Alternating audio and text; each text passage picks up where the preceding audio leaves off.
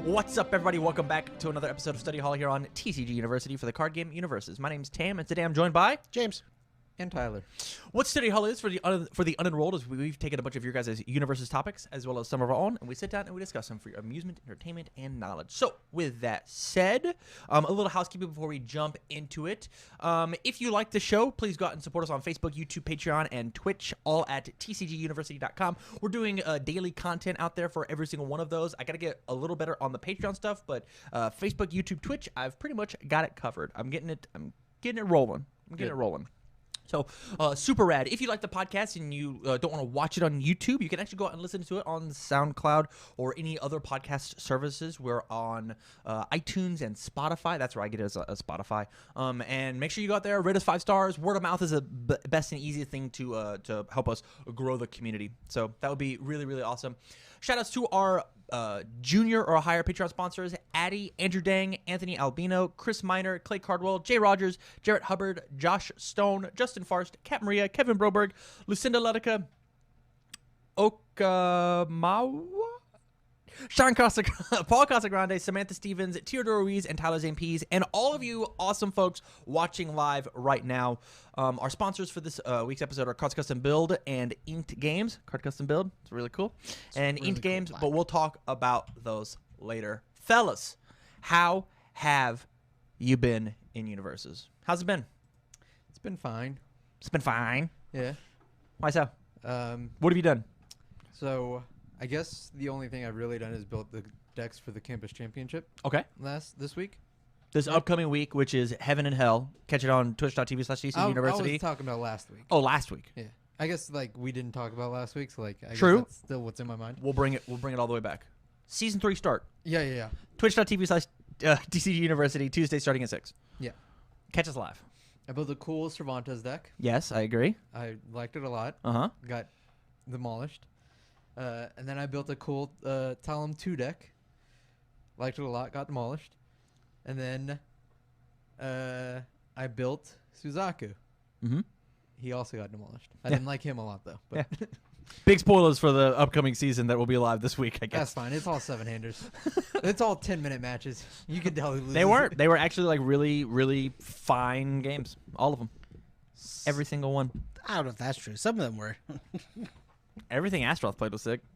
Who's the other character I made? Astroth, Zol. Yoshimitsu. Zolt? And Zolt was Yoshimitsu. hype. Zolt was hype. I didn't make Yoshimitsu. I did make Yoshimitsu. Yoshimitsu was hype too. Dang. Those characters, huh? Real cool guys. Real cool guys. 5-second Scorpidorp and Mitsurugi decks. Yes. Because, Your Mitsurugi deck was really cool. People are already asking for the list for it. man, that's not true at all. Please, No, no. it's true. People are asking for the Mitsurugi list. It's because Mitsurugi's better than people think he is. Yeah, he's way better. The deck I was going to play was going to win. I actually don't think there's a way around it. I think Astroth had the best chance, but you also hard counter my entire deck with Astroth. Maybe a bit. Yo, straight up, the Drained by a Kiss was putting in so much work. I was playing random people online. I was playing against Nabuki, right? And he's like, I'll play this attack. I'll play this attack. And it's a combo deck, obviously, because every time you combo, you just go to draw a card. I'm just like, I'll flip that one when it's done. And he's like, I don't know what to do now. Huh. Card's real nuts. Well, I guess I'll pass. I'm like, I'll build a couple and hold 2 Princess Parries. Card was real good last format. Yeah. Like real format. I agree. I'll flip your shield. Get out of here. Yeah. You better have multiples. Which once again, I'm super bummed I didn't fucking take Astroth to Worlds. I should have just went with my gut. Why am I trying to be such a meta whore? I need to do the opposite of you. You need to play something real, and I need to play something a little less real. I built a real deck. I haven't lost with it. You haven't lost yet? I haven't lost with Sophidia yet. I think I've lost games. I don't think I've lost a single match. I'll let you keep that fantasy alive. Who do you think beat me? I don't know, but I'm positive I beat you in a match. I don't think so. At least one. I don't think so. I just don't want to. I don't want to. What deck? Huh? I don't know. I said at the front of the sentence. I know the only deck that's beat it is the deck we haven't talked about yet. The deck that's in the hiding because it was supposed to go to a PTC and now there's no PTCs. Who cares? That's the only deck that's beaten it, and I wasn't piloting my Sophidia. Give me. Keep talking. No, you're good. And all I did this week was edit profiles and build decks because there's nothing to do. I also did 2 reactions within this last 2 weeks. Which One was were? good. The dude that looks like he's from X-Men. His name I forget. Striker. Striker. And That's so funny. Striker's a character in X-Men. Striker's the guy that put adamantium inside a Wolverine. Yeah, I know. Okay. Did you do that on purpose? no. All right. Did you remember Striker's inside X-Men? I did not know that Striker was inside. I think maybe I did know that, but that's not the connection I was making. Deep in his brain. He's inside Although Deadpool too, he isn't is it? Like his guy- name's inside Deadpool too, right? Although the guy I I don't think was so. thinking of I don't think so. I believe so because he's the same guy is that on did the it to team. Deadpool that did it to Wolverine. From what I know. the guy that I was thinking of is on the team that Wolverine was on with Deadpool and everything like that else. In Wolverine Origins? Something like That's not not a Wolverine Origins. That's not a but- fucking movie. Not Wolverine Origins, but the Wolverine comic. He's the dude that has like the whip in his arms. Omega Red? Yeah. Tyler has such vast comic book knowledge. Is that wrong? I have no don't idea. I don't equate Omega Red to Striker the They Mortal both have Kombat the whip character. arms. Striker? Yeah. The The police guy. Yeah. In the image of on the page on the box art for the DLC, yeah? Striker's got like whip arms. Yeah. Huh. I guess I didn't realize. I didn't I was notice. gonna look it up. I'll take your word for it. I have no way to prove or disprove that he's got Mr. Fantastic arms. Not Mr. Fantastic, but like whips coming out of his arms. Oh, okay. And it was not the grenade toss art? I don't think so. I don't know. Doesn't matter. Whatever. Doesn't matter. Anyways, you can find us out on YouTube right now. Are we on a gonna playlist talk about called Grin today? UniVersus Are we talking about Reaction. Grin today? On this podcast? Yes. No. Good. I don't want to burst people's bubbles on that. If We're you not saying Striker. We might not have been. what? Is Tyler? He has police batons. He has police batons. I swear he has like whip arms. Anywho. He's moving so fast. Yeah, I just don't want to burst people's bubbles. No, Grin already has a reaction out. I ranked all the DLC characters last week on my Twitch streams, happening 6 to 10 every Saturday, and that was fun. Striker was one of the worst characters in the set. Yeah. I think Grin's actually terrible. I love Grin. I think people are way overestimating how well he works with Red Eye. Here's the thing. In my opinion, he's trash with Red Eye. I am so happy to like just build Red Eye for 5 turns, and hopefully survive, and then give like +6 damage on everything. Man, that means you have to have it on board. That's fun. You know how hard it is to keep 2 on board? I mean, Trust me, I played it. Are they destroying them? Yes, because that is If the. you're- if you're you good, play yeah. against a character that plays Red Eye, the first thing you do is go, well, fuck that card, Yeah. and fuck that one. I'll hunt for spiders or flip that. Do I play Betrayer 12? I'll flip that. My Astaroth, I'll flip that. Just gone. Get Yeah. rid of it. Yeah.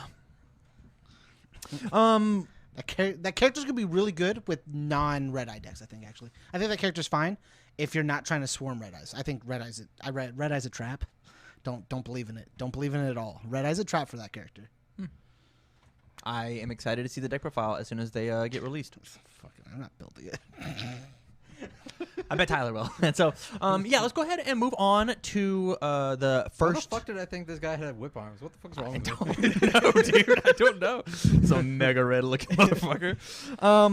The first topic that I want to talk about is actually staples in our game. So I don't remember exactly the comment that we got. I didn't pull it up, but basically it was along the lines of, "Hey, this tournament, everybody and their grandma used." Oh, is this just the prove James wrong by playing Shadow Slicer? We got an additional comment about it, right? Okay. And I guess I'll just pull it up now. Because that was the one I remember seeing. I don't remember seeing the second one. So, unpopular opinion. If the point here is to highlight the character and strategy of the deck, then Shadow Slicer should be banned or at least house banned. This just shows off how broken that attack is, and if you play it, you're forced into play it. Then the same can be argued for Punch and Judy. And so my question is, fellas, the question for the table. First off, thank you very much for the comment. Don't take this as us thinking negatively about you commenting on their stuff. Please, everybody, comment away. But my question is are there such thing as staple attacks? We have staple foundations, you could say. Like I would put Sensimorals at least a 2 of in any deck that could possibly fit it. That's just a card that goes in every all good Earth deck. That just is. Add a 2 of. And if something had to go, you could cut it to a one of, and if something had to go, you could cut it to a zero, a none of. But like, you're gonna feel bad not having that card in your deck, especially when Coffee Samba comes a knocking, Yeah. right? There's just like there are these staple cards in the foundations. We haven't gotten to staple assets, although one could be argued, and we haven't gotten to Which one? We'll talk in a second. We haven't gotten to staple actions outside of revoke. Revoke is a staple action inside of those symbols. That's true. I think there's a few staple actions actually. Okay, and then the question is staple attacks. Floor is yours. So are we doing attacks first then? I'd prefer to save attacks for at the end. Are there staple foundations? Yes or no? Foundation? Oh, definitely. There's so 100%. many stable foundations. Can you list some and why? Tijuana Groceries. Ages and Wise. Yeah. I'm going to say Cervantes's Ship Foundation, whatever it's called. Conquest? Conquest. I think Conquest. Okay. Fei. You got Unpredictable Movement. Know the Objective. All those are just staples because The minus speed cards. anything that says commit for speed hate is just nuts. It's good. I don't think it's nuts. Nuts implies like way over the top. Good. Yeah, I think people aren't playing enough. I think it's nuts. Okay. I totally agree, but I actually think stuff like over dramatic's the card that goes to my brain. Tyler, thank you. Hits a lot of things. I think it hits everything. You could have a card that says draw 14 minus 2 damage, cancel everything. I think that We did hits video on just such a broad spectrum of cards that like that card is one of the best cards in the game. Even to the point of like arranging a deal. I think that card's a staple. I think Orphan Alchemist is a staple in most decks. I don't want my shit removed from my discard pile, and if you do try to do that, I'll draw extra cards, or I'll reveal the top card of my deck and confirm that things are going to happen. Like I think there's a ton of staples. Fallen Angels in any bad check deck. I think at that point we're getting to more of deck style staples because I think like if I'm going to skip over to attacks real quick, but like Coffee Samba in the right deck is a staple no matter what. Yeah, depending on the deck, but like it's not a staple for all three of its symbols. But what I'm saying is that I think Coffee Samba is good enough that you could take out your clutch cool cards and just toss in Coffee Samba and be fine. Oh yeah, but yeah, you can do that with a lot of decks. You can do that with like practically anything. I think that's the point that I'm trying to get to, right? But I see it more when I see a staple card. It's no matter what, this is going in my deck. Mm-hmm. I think Sentinels, like no matter what, should be in your deck, like you were explaining. Yeah. Like this card protects you from a bunch of things. It protects you. Coffee Samba doesn't need to be thrown into your deck no matter what, unless you're playing a style that wants to play Coffee Samba. Like it's not. I'm not talking about like take out X card, throw in Coffee Samba. The deck's gonna work fine. I'm saying a staple to me is I'm gonna put this in my deck because no matter what, it needs to be in there. It does its purpose right. TK is one that comes to mind. Yeah. Speed hate. Like I don't think arranging a deal or Orphan Alchemist are guarantees in any decks. I think Kaludis could be a staple. I'm just looking through Ultra now, right? Just like after my attack does damage, flip one of your things. Perfect. Under all three of those symbols, I want that. That's a thing that I want. Hey, flip your coolest card.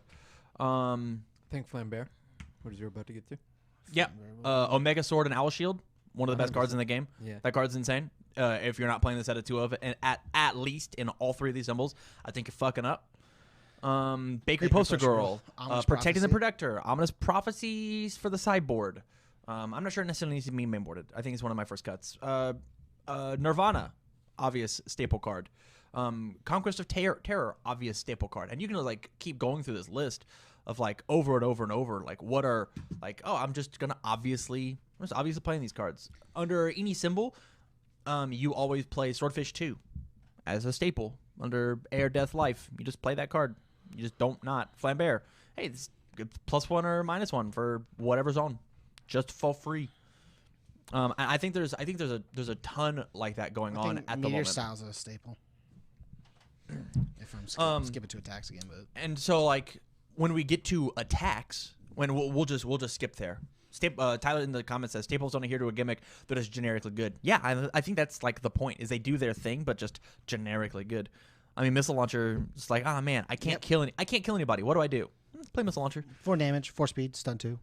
Increases stuff if we're at a certain point in the game. EX or powerful. This thing just kills you. Mm-hmm. Oh man, I can't quite kill anybody. Just played new song style. It built in an asset, which assets are good. Built in a It's a foundation. good lead off because it does Foundations are good. something to help you. It's a one Or mid it block kills with them. Breaker too. Oh, why is Nutcracker good? Because it fucking does everything. It's a staple. It doesn't matter that I'm clogging my card pool. I literally play Nutcracker and Sense of Morals, another staple in the game, and I've replaced a card. I did not counter as progressive. I hit you for 4 damage, and it's a 2 mid block with Breaker. Sometimes it wins the game because it's got EX3. Like, I don't think there's any way to like not play these cards. That's just what I'm saying. Yeah. There's just not a way to not play them. I think you can get away with not playing things like Arranging a Deal or Orphan Alchemist. That's fair. But so we'll go back to the Shadow Slicer deck. Yeah. Okay, and I know your opinions. You don't think the card's nearly as good as I do. No. But in any symbol, I would put it in at a 4 of and be totally fine. Because whenever I get to the last 20 cards in my deck and I have 3 in my discard pile, this is an extra 3 cards in my hand that's obviously going to do something. This is better than Punch and Judy because these are actually 3 threats you have to deal with. You have to the point where like whenever we got the comment on it, it was based around I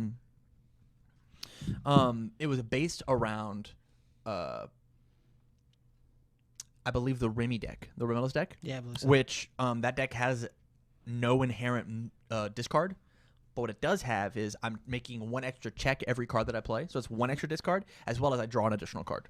Like, and that's good enough to funnel, right? Sure. And so like it does. Like it does. Oh yeah, the 1/6 on 2 block is good on its own, but like it's not like a staple in my opinion. Like it's just because you could be what a are you talking desperation. about again? Because This people at home can't read this. I'm reading the comment. Okay, so Yeah. I love you. I'm answering his thing. Perfect. Yeah. Anybody who wasn't live, I'm sorry that you didn't have any context. But the thing is like I'm not gonna stop playing Shadow Slicer just because it's generically good. I don't want Until Jasco bans it, there's no reason for me not to. Yeah. Right? For the same reason that like I know we harp on Travis for hey, you just built like a really boring deck, but he just took a bunch of staples and tossed them in a deck and was like, hey, this all runs together and I can just flip my character over and it still runs exactly how it is. Like that's the argument that we're having here. It's just 'cause he built good decks. It's just the good symbol right now. Character doesn't matter. I don't disagree with you. The character has about 20% flavor, and then the rest of the deck is just money. It's just fucking money. Money. Each card's like $20-some dollars. I'll play New Young style Missile Launcher Nutcracker and just a bit money. I'll play this $8 rare. I'll get a place that said some morals. Money. But yeah, I think there totally should be staple attacks.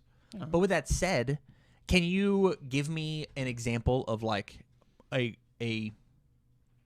what's your favorite staple attack? Like an attack I always play. Yeah, an attack that you always play. If you have those 3 symbols, you always jam it into a deck if you can. If you can. Do you have one? Right now, mine is New Young style.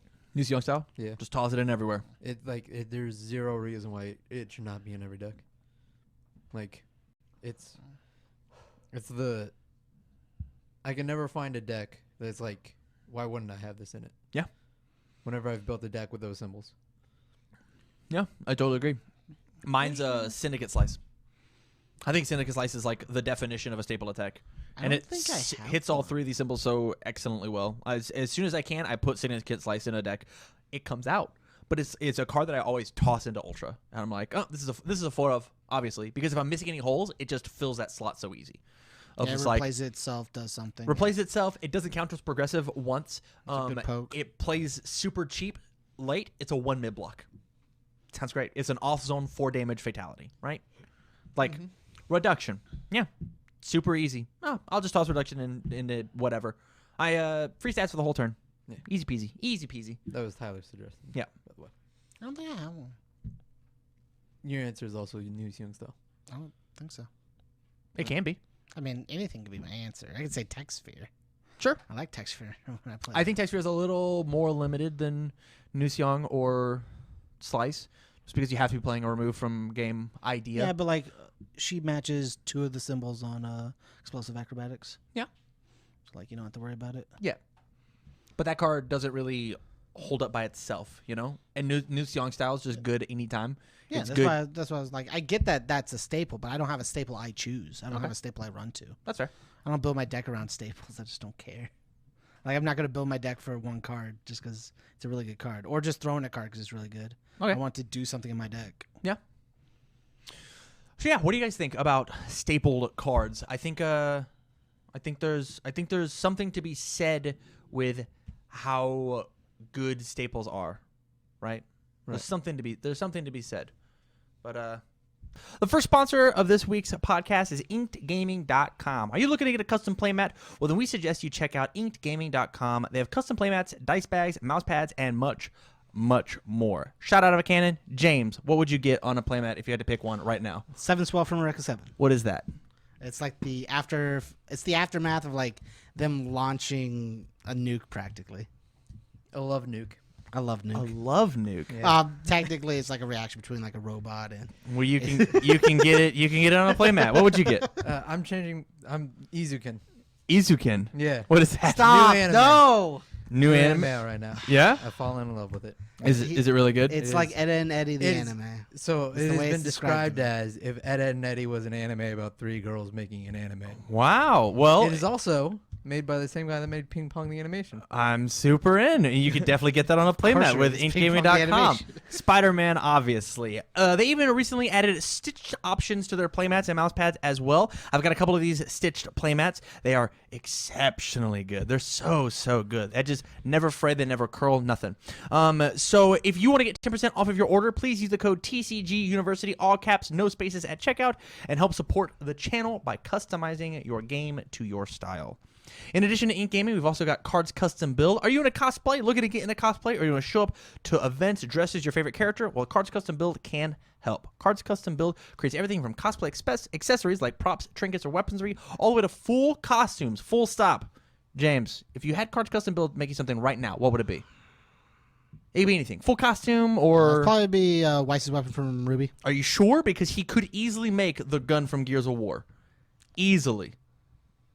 The big chainsaw gun? There's a lot. There's a lot I would want. Well, Okay? give me an example. Yeah, you got the Gears chainsaw. Uh-huh. You got the Halo sword. Uh-huh. You got a bunch of things you could do. He would do some sick stuff with a Halo sword. Just saying. It'd be real pretty. Tyler, how about you, man? What would you want? Something from Steven Universe, I think. Yeah? You Yeah. get the Steven Universe shield. The shield and the sword, or like Garnet's gauntlet. Oh, That'd be cool. Those sound hype. Those sound hype. So if you want a cosplay made of perfectly flowing cloth or maybe rigid battle armor, the new Mandalorian show just came out and finished. Season 2's coming out. He's an expert at making a bunch of nerdy Star Wars stuff. The work is guaranteed to make you the talk of the con. So go over to Cards Custom Build on either Facebook or on their Etsy account. Link will be in the description down below. Make sure to mention that TCGU sent you their way, and you will get 5% off your entire order. Back to the show. That's for Jasco's design team to figure out, not us. Mm-hmm. Yeah. Let's go ahead and move on to the next topic. And it is the main topic of the show, and that is, I'll get it back up. Hold up. This is from one of our patrons out on patreon.com/TCG University. Big shout outs to Mega Thunderzord. If blocking is a fundamental part of the game, when is it okay to just face tank damage, assuming you could conceivably block an attack? You've got a 0 mid block in your hand. They're playing a mid attack. All your foundations are ready. Why did you not block that? It's an attack in your hand. You're holding an attack. You don't want to block with your own attack. You can just play it next turn. What? Say it one more time. The card in their hand is an attack. It's a card in their hand? In your He's hand. saying that the cards card you're that you holding. would be blocking with is an attack. Okay. Yeah. The card you have is an attack. That is a reason. Okay. Why would you want to block with your attack? Just use it I next think turn. the idea though that is like you would want to save it for maybe a bigger attack, a finisher Mm-hmm. of some sorts. Like Okay. If this one's not going to kill you, then you can probably face tank it. But then that could be a poke, and if it's not a setup card, right? If say it's reduction, then well, yeah, I'll probably want to block it because then they don't get the momentum, they don't get a pop off. But if it's, I don't know. But if it is reduction and you block it, you now don't have that block for the other +2/+2 attacks that are coming. Sure. Yeah. I think a big reason for me for not wanting to block stuff is I don't want to discard the top card of my deck. I actually value that card a lot, especially whenever I feel like I have to clap back and kill him. And I've got this obvious block in my hand. I'll take the risk and hope that they're done attacking, and then I will sit there and I will go to my 3 damage and take the hope that they don't have the shotgun in their hand. Because if I block with this attack and then check an attack, that's 2 of the 6 attacks I had left in my deck gone. Well, now I only have 4 out of 15 that I can draw. I'm not killing you. It's not happening. But 5 out of 15, 6 out of 15, I definitely was going to. And count your decks. Yeah, and so doing the math there is also just as important as looking at the very surface level. Oh, this says I hurt them, and that says that it hurts me. I'll take a little hurt me so that I can hurt them. That's very surface level. Eye for an eye. Eye for an eye. Yeah, I agree. I think there are plenty of times though that people should block when they don't block, right? Especially on cards like just to bring it back up again. Or block when they shouldn't. Yeah. I think there's a lot of blocking when you shouldn't either. Whenever you anytime you see a syndicate target, 9 times out of 10 you should block it. Syndicate slice? Syndicate slice, sorry. Every time you see a syndicate slice, you should probably just block it. If you have the means. If it is truly a poke, yeah, let them Late game, maybe not. let them get a random But, card. like- That's fine. Late game, maybe not, unless it's like really putting you in a danger zone. 9 times out of 10, if your opponent has if you block this, something happens, you should probably block. Yeah. 9 times out of 10, because the damage and closing that gap of where the danger zone is not nearly as detrimental as the one card. hey, you'll draw a card, or hey, this thing will happen, or I'll get plus to my check, right? Who cares? Who cares? That's all in the now. You got to plan for the future. Got to think about the future. The future. At the same time, you also have to keep in consideration, like, what are the responses on blocks, right?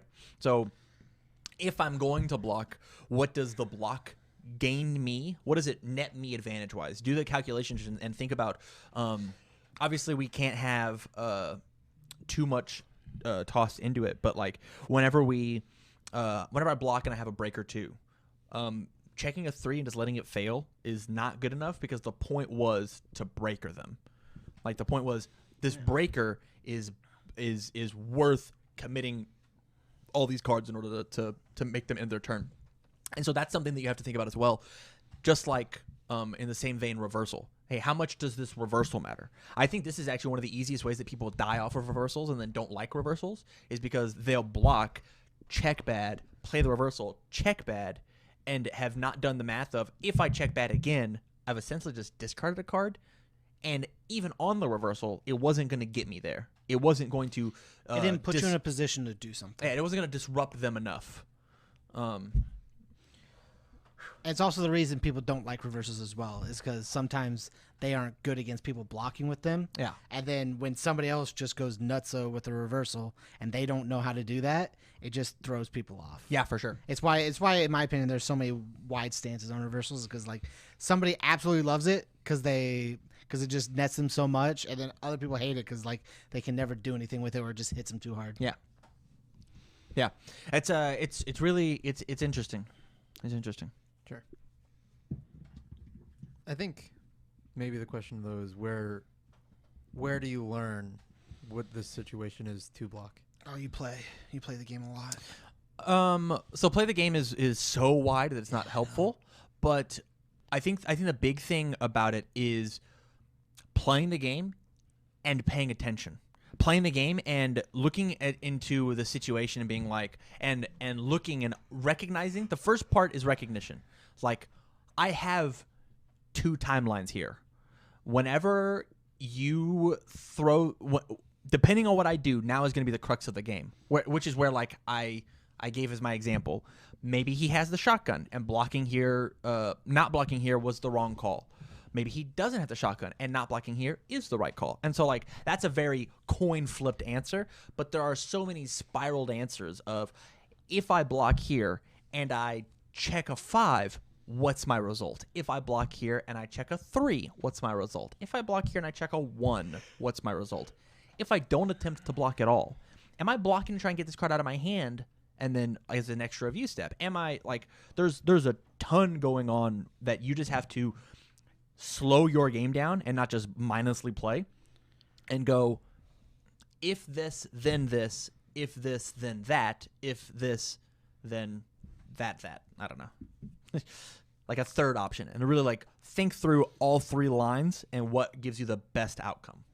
I think that's a really, really good inclusion of like how do you learn to do that. Sure. What are your thoughts? How would you learn it? I have no idea. I'm not good at it. You're not. But why do you think you're not good at it? Probably because I don't do it. I just don't think about blocking. I just block or I don't block, depending on how I feel in the situation. I don't ever put much thought into it. Huh. Yeah. Interesting. Yeah. What are your thoughts? Just you got to play the game. The more times you get put in a situation where you have to decide whether block or not block, you learn from it.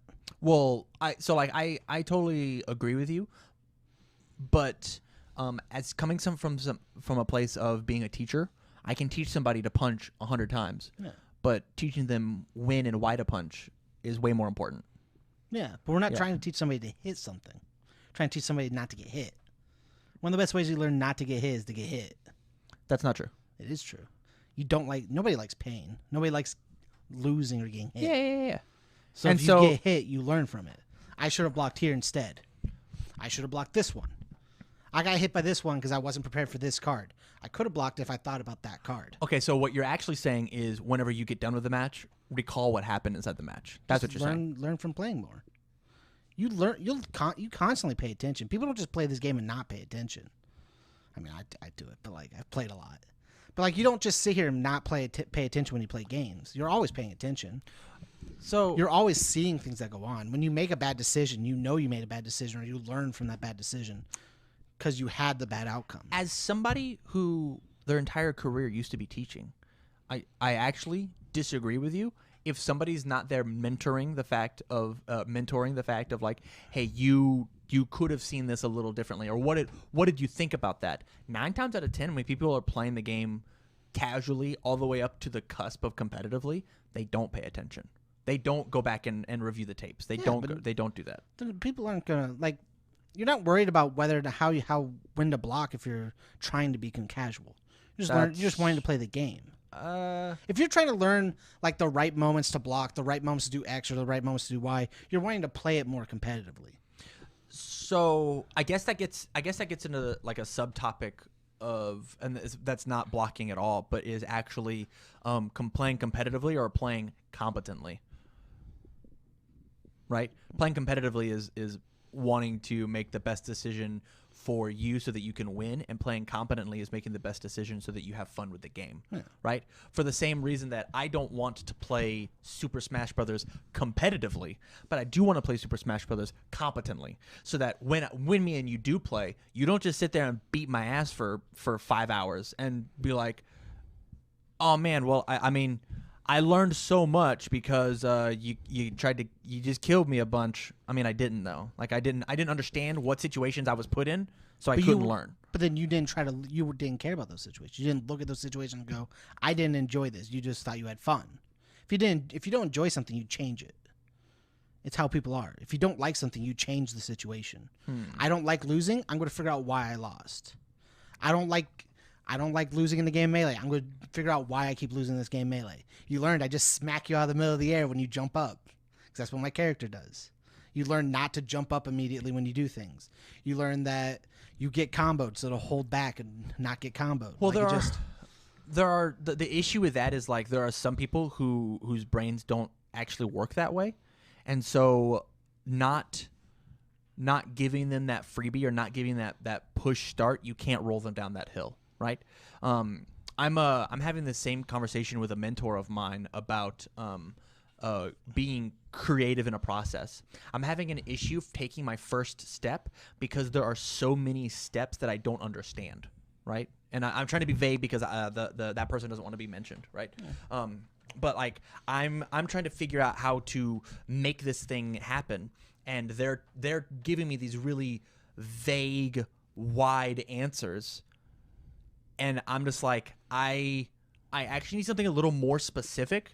I need you to tell me a little more of like why Give me a 2-lane or maybe even like a 3-lane opportunity, as opposed to, hey, here's 360 lanes you could have taken. And there's so much inside of learning to learning any aspect of the game. There's so many times where I see somebody have a finisher in their hand and they just plop it down trying to kill somebody and have 5 foundations. I'm like, what the fuck are you doing? It's turn 2. Why are you playing that card? That card has no value here. But like, just 6 turns later, you can't go back and go, you lost this game because you threw away your finisher on turn 2. Sure. And they're not going to be like, you know what? 4 turns ago, why did I do that? Yeah, but they're not going to think about it. But you also can't say that then discarding that finisher 5 turns ago really mattered right at that moment. One more time? If you can't say them using that one attack right at the start of the game mattered those 5 turns later. Because of how random the decks are, how random the game is, how random stuff is. You can and you can't, right? You can and you can't. If I took in, we'll use the Astros. You just say 2020, like, if you held that, you would have been fine. But between those 5 turns, anything could have happened. They could have drew entire hands of attacks for the rest of the game. You're not wrong, but you're not wrong because of how drawing cards works. Yeah, you're correct. How the game works. You're not wrong because of how drawing cards works. But what I'm saying is if you don't explain that, hey, the reason that you didn't get to kill them and help your odds of killing you is because you just why did you play your Princess Parry as a form? You just don't do that. Never do that. Right? But there are so many players that would see Princess Parry and go, oh shit, this is a 5-5 for 5, 5-5 for 5, 5-5 for 8 in Astaroth.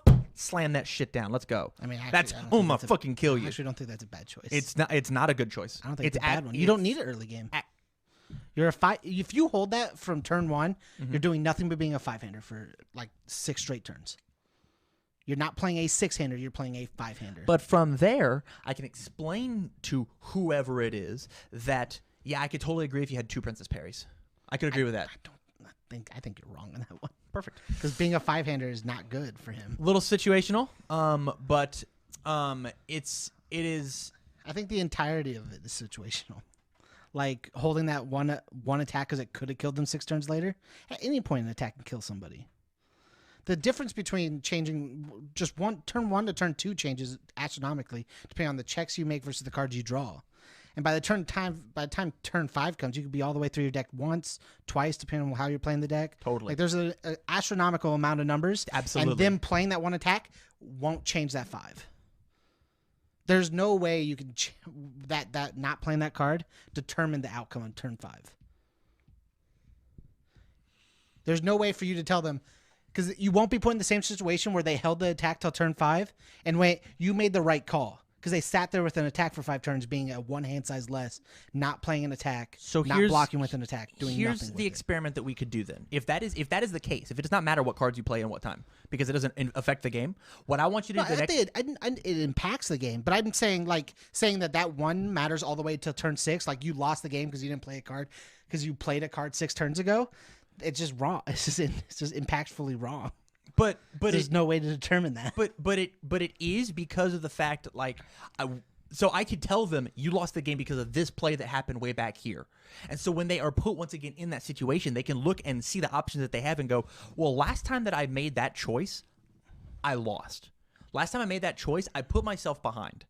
I played an attack and I had 1 foundation in my character and I checked a 2 on my 5 difficulty attack and I lost. I was greedy. Yeah. That's what I'm saying. That's different though. Is it though? It is, because the numbers in our game are astronomically different than everything else. Like playing an attack because it's your finisher. Shotgun's a finisher. Checking bet on that's not as bad as checking bet on a 2 or a 1. Yeah. The impacts of the deck you play, depending on the cards you play, change the outcome of everything else. Like if you have like your normal 5 diff like a shotgun, playing on turn 1 is not terrible depending on the deck you play, depending on the cards you play inside your deck. You have like God of Thunder. You can't have God of Thunder. Yeah, no, you can't. You can have stuff that readies things. You checking bad doesn't always hurt on turn 2 because you can just ready things, play more cards. It's an impactful attack that deals damage, gets you momentum. But like with a 2-check, you could check bad, commit out, or you cannot check bad. In that same situation, they could remember that you told them it was a bad choice last time. Make the same choice, have the same mistake, make a different choice, have the same things happen to them, and then nothing changed. Nothing changed at all. All the way till turn 6, playing that card or not playing that card did not change the impact of the entire game.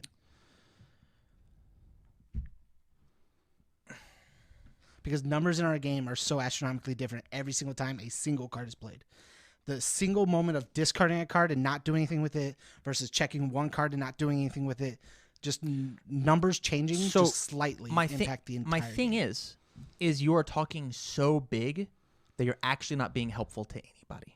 I'm saying right? it's like So- you can't so- tell somebody that like Go ahead. 6 turns ago not playing or playing a card ended their game. They lost because of that one decision.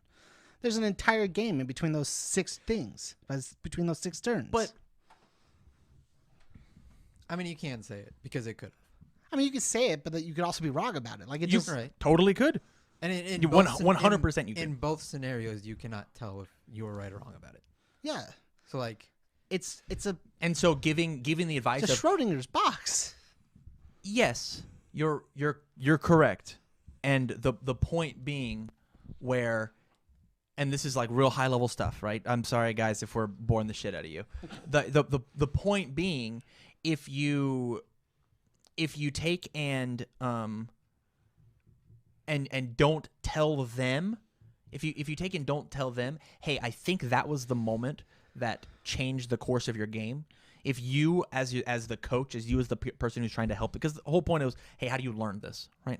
Let's go back to the original question. How do you learn this? How do you learn to block or not block? And it comes down to any decision making you have to do inside of the game.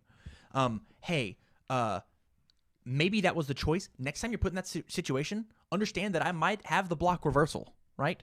There is as Josh pushed in the chat, an optimal choice. You're not making the optimal choice. And if you make the optimal choice, 60% of the time, your win rate is going to go up. It just is. If you just play optimally, 60% of the time, if you see the situations and you make an optimal deck and you play optimally, I love the word choice, Josh. Thank you so much. You're going to win more. And that's it. Mm-hmm. so how do you learn how to be optimal? I guess is kind of where it goes to. Because like, what situations do you need to look at? I think that topic is so big that I'd want to do its own video, Okay. right?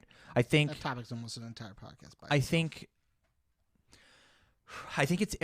that topic is so big because like we could sit here and we can talk about like that's some real math nerdy shit. Like actually, hey, which foundation should I build out of my hand? It actually depends on the other 5 foundations in your hand. It also depends Which on the of- decks your opponent plays. The cards you check, the cards your opponent has. Yeah, it like it 100 there's- 100%. If you take and you see the fact that in the so I'll give this example, right? I've got 5 cards in my hand. I build 3 foundations that are unnamed, and the first 3 cards of my deck are the same name as a 4th card in my hand. I am more likely to hold that 4th card. Like, let's say that I played a foundation, doesn't matter, I check face of a monster. I played a foundation, check face, played a foundation, check face, and I have face in my hand. I'm going to hold that face of a monster till next turn, because if I check this you check face of a monster badly. and I check bad, I don't get to play that card for the rest of the game. That one card in my deck just doesn't exist. And so, like, that is one example that I just took a minute and a half explaining of how to play more optimally on the 3rd foundation in the most specific. And that's just talking about one foundation and 3 unnamed cards. Yeah. Let's talk about are 4 copies of there one card. some light rules we can put to it. Like, should you not block as much at the beginning of the game?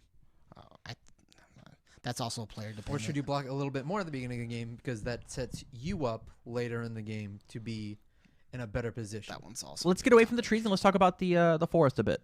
Yeah. I think there are some rules not on what do you do specifically, but how you should act inside of the game. Whenever you take and let's say that you want to play a more aggressive game, you want to play on turn 2, turn 3, then sure, utilizing your life as a resource is completely acceptable in order to make sure that you don't waste. As soon as an orange card goes in your discard pile, it's gone for the rest of the game. wasted. Because we are in an aggressive deck, I'm not going to cycle.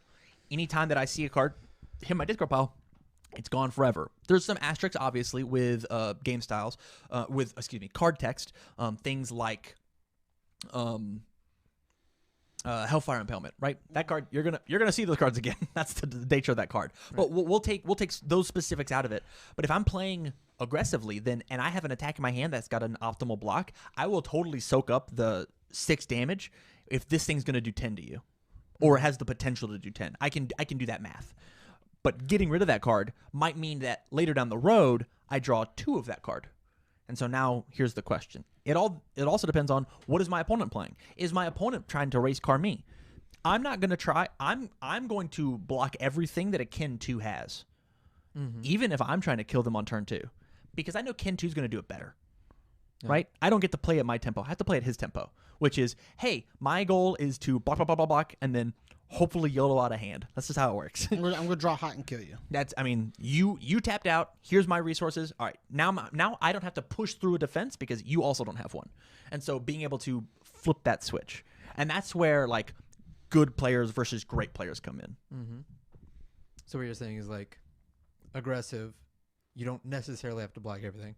If you're aggressive, you don't necessarily have to block. Right. Yeah. Then if you're defensive, you should try to block everything.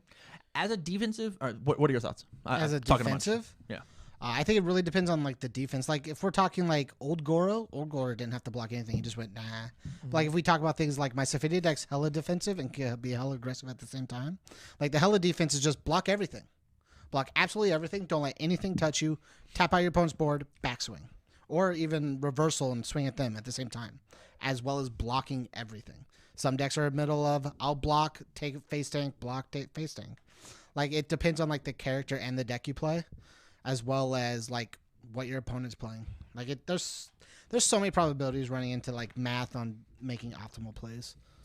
So then it becomes you think about first your deck, like what does your deck want to do, and then that is the first step in deciding how you want to block with this deck. It's like I can't put it into words because it's really difficult because there are so many lines between the way you shuffle, the number of cards you check. Sure. Just like let's try to keep it generic. For me, the first optimal thing to do, know what cards are in your deck, like number to number, know everything. Sure. But like, if you don't do that, being unoptimal. I'm saying that's fine. That's one optimal thing you're doing. But Okay. like I'm playing an aggressive deck. I don't need to block this, right? Like Yeah.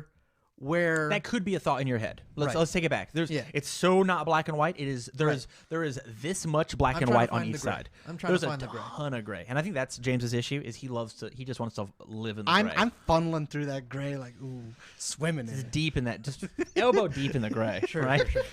like he's in a Muppet. That's how deep he is in a gray. But yeah, I'm making the black and white talk. that is what I'm making the hard numbers talk. I get it. That was the That joke. what was more. That was Please the stop talking. I think for a more aggressive deck, and we'll say if we've got like an exact scale of like 0 to 10, if you're like a 5.5 or greater, the thought in your head could and should be, I don't need to block this. I'll kill him next turn. Right. They wasted that card has a block on it. I don't necessarily care about it. I'm glad it's in their card pool now, and that's a thought that you could have. Whereas whenever you're on like 4.5 to 1, your thought should be, if I block this thing right now, I won't die on turn 3. I can live to turn 8. This is the momentum that I needed in order to carry myself all the way to the late game, and then once we're in the late game, I'll kill you. Like that's the thought. When it comes to like my Cassandra deck, I want to block everything because that's what my character wants to do. My character wants to. I've got extra draw cards in my deck just so I can block things to the point where, and spoilers for the next campus championship. Sorry guys. I already spoiled a bunch. It's If fine. I can. Well, we haven't filmed this one yet. If This is the one I we're filming can, You will. covert intent your card pool and let you draw 3 cards so that I can draw 3 cards to keep blocking you, I will. Yeah, I very much will. He's probably gonna lose because of it, but but like that's what my character wants to do. I want to block things, and if on my 3rd card, if you still have 3 cards in your hand and I have none in my hand, I'll clear your card pool and hope that you draw more foundations in order for. I mean, if you draw another 3 attacks, I mean, fuck me, right? That's how the game is gonna go. But like, I need to be able to block more and more and more, and that's just how it works. I don't think it's as simple as like an overall 0 to 10 scale.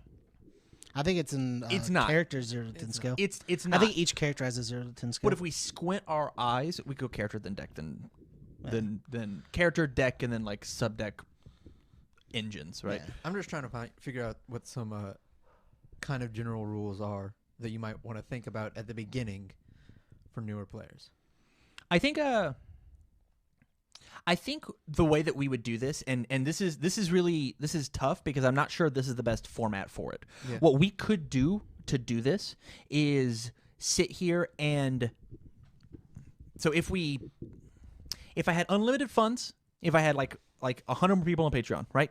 And I could like Hit us up. It's patreon.com/TCG University. I could take and have a camera behind you playing, and I could be, or you could even be commentating over your own footage of you playing the game and going, okay, so I see that this threat is on the board. Here was my mindset, and here's why I survived this turn. Here's why I made the choice, right? And you could see into my hand perfectly. You could see onto the board perfectly, and there's video over top of it, right? And all it takes is you have to have somebody with the initial, like, here's all of teaching. You ready? Here's the secret of teaching, guys. Here it is. Somebody's got a really fucking good idea, and then somebody takes that good idea and explains it to another person, and then they take and they build upon that idea, and they explain it to another person, and they build upon that idea and explain it to another person, and everybody then collaborates together, right? If I can't look at you and just say, you lost because you blocked bad, that doesn't fucking mean anything. I have to take you through the steps and hold your hand. I have to. And it's really just that simple, which is where your intricate math, it totally matters. So the reason I didn't block this thing is because I just checked 2 6 checks in a row, and I know that I need another 6. And I don't know the exact number, but I know since I just checked 2s, the likelihood of me checking that third 6 in a row I need to get better at math. is going to be very, very hard. I've already seen 4 6s out of the possible 9 6s out of my deck. I have 1 in my hand. That means I don't think this 6 check is going to come. And so wasting the resources to block this thing doesn't matter because the likelihood of me doing it is not there. But when they play their next attack that is way more damage and way less speed, I can block that one. Mm-hmm. And that's why I blocked or I didn't block. Right? Right. And so there's so much that we could do with so much time and so much resources. But I don't think this is the medium to give the hard set rules. It would be interesting to sit down and collab and be like, I think this is so the plan for the how to plays and the TLDRs, or not TLDRs, sorry, how to plays and crash courses. I want a crash course on optimal plays. That sounds really fun. And writing a go-to script. Jeremy Ray actually has big shout outs to Jeremy Ray. He put out a script of how to build a deck depending on your hand size. How many actions, how many assets, how many foundations, how many attacks? What should your ratios be? To the point where that is the ratio set that Geoff from TCGU uses when he builds his deck, is he took that and brought it in. We easily could do something like that for, hey, how do you determine if you block or not? What's the math actually look like? Can you do the math? Can you calculate out in your head? What should my block be? What's my ratio? What are the statistics? We could do that, but that takes a lot of time, and that takes a lot of math. Don't do that in the mic. It's a lot of math. It is a ton of math. Which is why it's a lot more than you're thinking it is too, and that sucks. I bet. So I don't fully understand how much math it is, but my expectation of math is already up here, and this is what I know, right? Solid. It's already up here. So I think we're on the same boat. It's pretty way up there. It's a fuck ton of math. It's a fuck ton of math. Tamara Cardwell. Fuck ton of math. Math is for assholes. Ben Shoemaker. But it's I think it's something that, once again, unlimited time, unlimited resources, that I would put you in a closet with a 24-pack of Dr. Pepper and a case of Pop-Tarts and be like, fucking figure it out. Actually. Fucking figure it Can we out. afford this? No, we cannot. Yeah, that sounds like $5. Final thoughts. Look at the good people and give them the one piece of advice when it comes to blocking optimally. Know the numbers in your deck. It's always the thing that's Why does that matter? Give it one more sentence. Know the numbers of your deck because knowing what you're going to check is very useful. Knowing the probability of what you're going to check is very useful. There we go. Because I can't always guess what you're going to check. You go first. My thing is, when you get done, review the tape. Find out what turn you lost. What turn did it all go south? What turn, if it had gone better, if you had made a slightly better decision, could you have fixed it? And go back 3, 4, if you can, if you remember back that far, 5 turns. And be like, I think I lost when. And then ask your opponent. That's such a big, huge thing when it comes to playtesting. Hey, James, when I tried to block that attack, did you have another one in your hand? No, I didn't. Oh, so I wasted my block with this with my Nutcracker, the thing that would have killed you on my next turn since I had 12 momentum. I lost because I played my Nutcracker as a block and failed it. I think at that point you lost because you had 12 momentum. Whatever. Why do you need 12 momentum? What are you doing with all that momentum? I'm Faye Valentine, dude. I get momentum out the goddamn wazoo. I don't know, just block. Just do it. You know what? I guess that's like, it's always optimal to block. I think that's might be where I'm at. Yeah.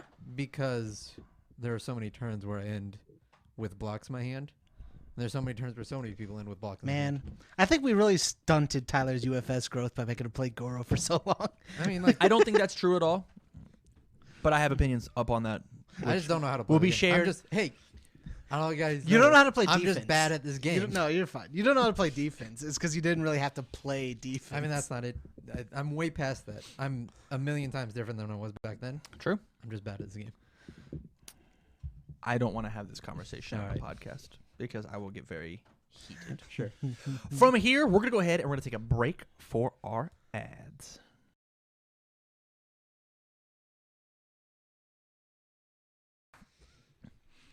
All right, thank you very much for watching the show, you guys. We greatly appreciate it. Once again, big shout outs to our sponsors. If you like the content, make sure you go out to Facebook, YouTube, Patreon, Twitch, like, follow, sub, share, do all the really awesome social media stuff.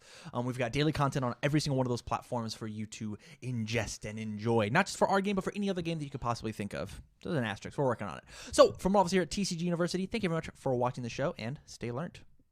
Get learned. Been learned. We'll see you guys next time.